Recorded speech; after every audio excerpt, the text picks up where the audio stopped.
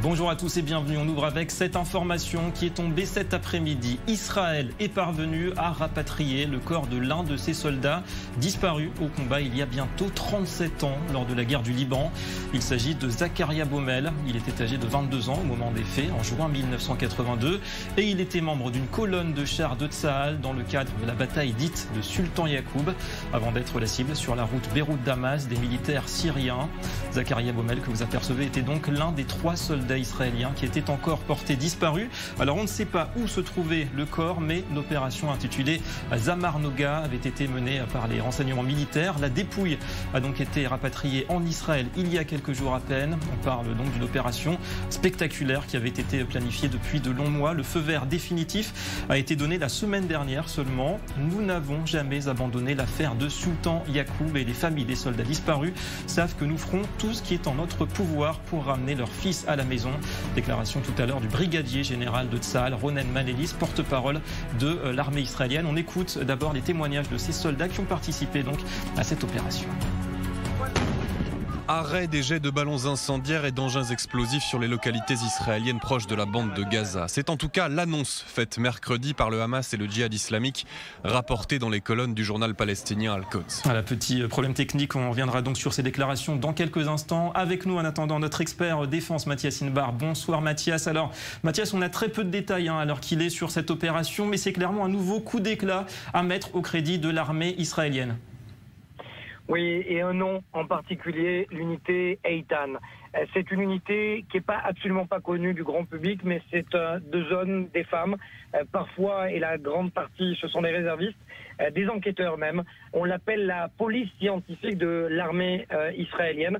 Elle ne cesse de rechercher les disparus, même lorsque les corps, par exemple, ont été jetés à la mer ou qu'ils sont tombés, qu'ils sont portés disparus, parfois 5 ans, 10 ans, 15 ans, 20 ans, jusqu'à ce que, d'un coup, eh bien, une information ressort et permet à ces enquêteurs de l'armée qui coordonnent bien évidemment leur travail avec les renseignements militaires et parfois le Mossad lorsque cela se passe à l'étranger, comme cela s'est passé aujourd'hui avec Zakaria Baumel. Il y a une information qui ressort du lot et selon mes propres sources visiblement, l'armée russe aurait travaillé en ce sens pour permettre à l'armée israélienne de rapatrier cette dépouille, ce qui prouve finalement qu'après 37 ans, l'armée israélienne n'a jamais cessé de chercher les 3 disparus, Feldman, Katz, et donc désormais on le sait, il n'est plus disparu, Zakaria Baumel.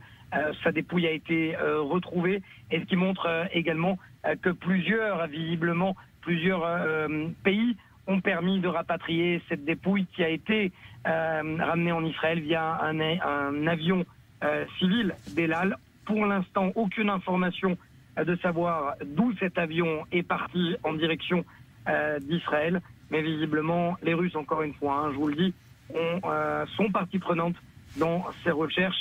J'étais moi-même à Moscou, David, il y a 2 ans de cela, lorsque Benyamin Netanyahou avait annoncé avec Vladimir Poutine qu'un des tanks avait été retrouvé.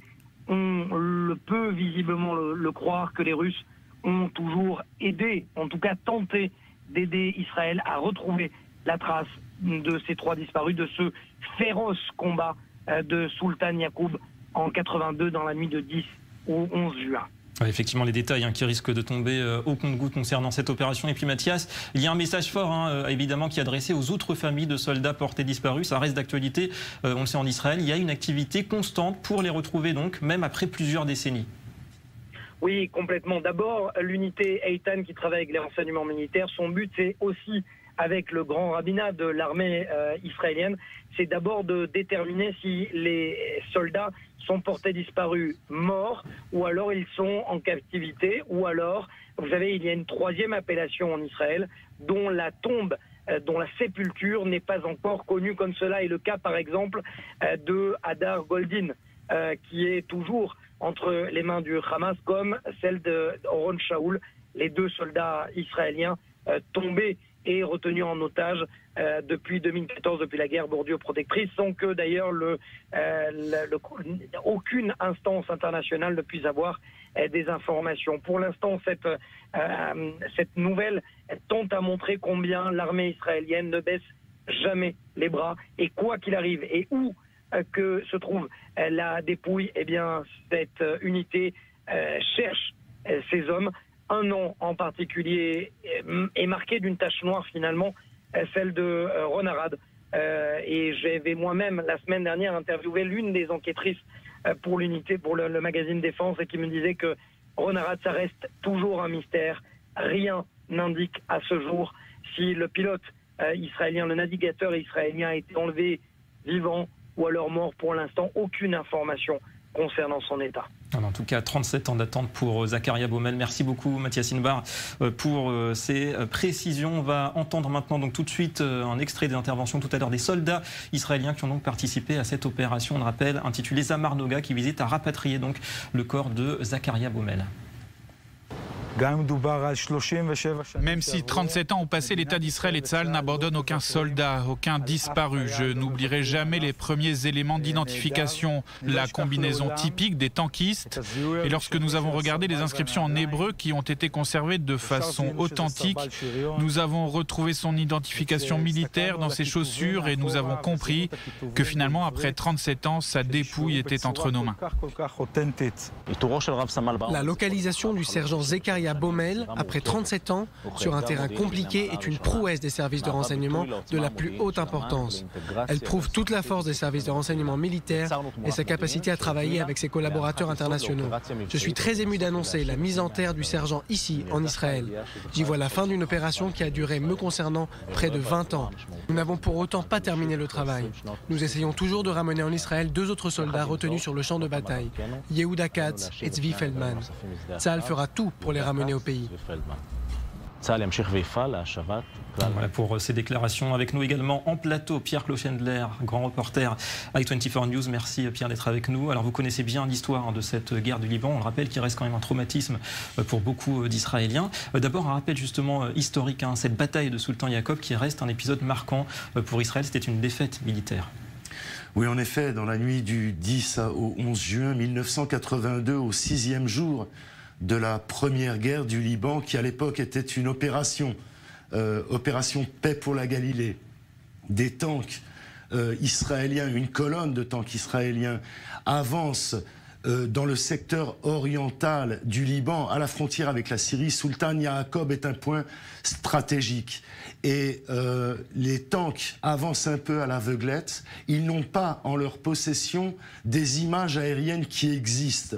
Et ils tombent dans une embuscade. La bataille dure 8 heures. Il y a 20 morts à l'issue de cette bataille. 6 disparus. Il s'avérera ensuite que l'un des corps est enterré en Syrie et dans le cadre des accords de cessez-le-feu est rapatrié en Israël. Un deuxième est fait prisonnier par une organisation terroriste, le Front populaire de la libération de la Palestine, commandement général d'Ahmad Jibril. Il sera rendu à Israël dans le cadre d'un échange de prisonniers quelques années plus tard, et un troisième qui est aux mains des Syriens. Et puis il y a les 3 corps des tankistes, Yehuda Baumel, Tzvi Feldman et Yehuda Katz, qui sont eux portés disparus. Baumel, Zakaria Baumel est rapatrié donc ces derniers jours et identifié en Israël. Il sera enterré dans les jours qui viennent. En tout cas, on disait avec Mathias Inbar, le retour, le rapatriement des dépouilles de soldats, ça fait partie de l'éthique de Tsahal. C'est une éthique de Tsahal, et d'ailleurs, il y a à peine un mois, me semble-t-il, la dépouille d'un soldat disparu de la guerre d'indépendance d'Israël a été retrouvée, identifiée et enterrée. Donc c'est une recherche constante. Il y a d'autres corps, comme l'a rappelé Mathias. Il y a Ron Arad d'abord, en 1986, porté disparu depuis. Et puis il y a Hadar Goldin, Doron Shaul, qui sont morts et aux mains du Hamas, semble-t-il, sans qu'on en ait la confirmation, depuis l'opération à Gaza de 2014. Donc, il y a constamment une recherche intensive.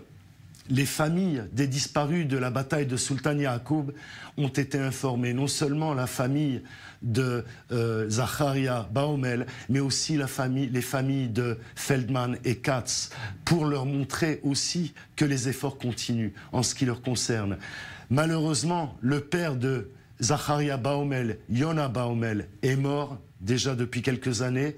Et donc c'est sa mère Myriam qui est encore vivante et qui a reçu la nouvelle. En tout cas, un message fort effectivement en direction des proches de ces victimes. Alors, est-ce qu'on a, Pierre, éventuellement des pistes sur la localisation précise où auraient pu se situer ces corps, dont celui de Zakaria Baoumel? Et au vu de l'histoire, au vu de l'évolution de la situation, au vu de comment la guerre s'est passée au Liban, on sait que les Syriens donc, étaient partie prenante de cette bataille. Les Syriens occupaient le Liban à l'époque. Les Syriens n'occupent plus le Liban depuis l'attentat contre Rafik el-Hariri il y a quelques années.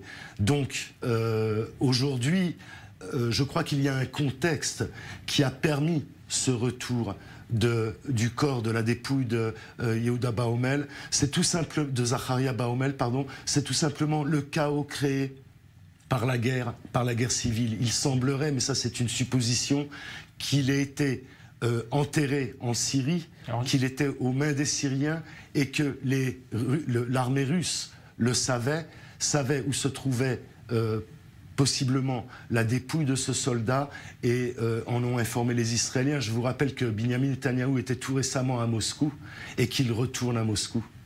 Alors justement, Pierre, on aperçoit à l'écran, vous le voyez, cette image de la dépouille donc de Zakaria Baoumel qui a donc été identifiée, authentifiée. C'est bien le corps donc du soldat israélien. Pierre, cette opération qui a été donc divulguée, on connaît l'existence, elle peut peut-être pénaliser d'autres opérations à venir, peut-être pour les camarades justement de Zakaria Baoumel, et peut-être que les Syriens, les Libanais pourraient se dire, eh bien, on va détruire les corps tout simplement. Je ne crois pas, parce que dans le contexte moyen-oriental, les dépouilles de soldats sont des monnaies d'échange. Et donc, il est important, aussi bien pour les Syriens, pour les Palestiniens, pour le Hamas, d'obtenir des corps de soldats, parce que ça leur permet, en cas de conflit, de les échanger contre des prisonniers.